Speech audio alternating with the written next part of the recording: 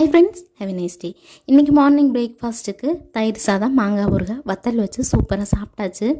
வெயிலுக்கு தயிர் சாதம் மட்டும்தான் அதிகமாக சாப்பிட தோணுது. உங்களில் எத்தனை பேர் என்ன மாதிரிங்கிறத மறக்காம கமெண்ட் பண்ணுங்கள். அதுக்கப்புறம் 11 மணிக்கு இளநீரெல்லாம் வெட்டி குடிச்சிட்டு கோதுமை மாவில் எப்படி நூடுல்ஸ் செய்யலாங்கிறது வாங்க பார்க்கலாம். இது ரொம்ப ஹெல்த்தியும் கூட. உங்களோட குழந்தைங்களுக்கும் செஞ்சு கொடுங்க, கண்டிப்பாக உங்களுக்கு பிடிக்கும்.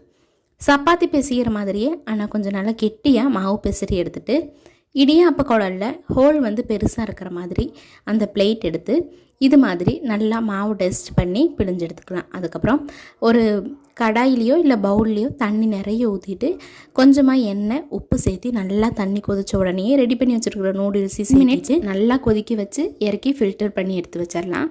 அதுக்கப்புறம் நம்ம நார்மலாக நூடுல்ஸ் செய்கிற மாதிரியே செஞ்சிடலாம். இது மாதிரி உங்கள் குட்டீஸ்க்கு செஞ்சு கொடுத்துட்டு எப்படி இருந்துன்னு கமெண்ட் பண்ணுங்கள். வீடியோ பிடிச்சிருந்துன்னா லைக் பண்ணிவிட்டு சப்ஸ்கிரைப் பண்ணிக்கோங்க.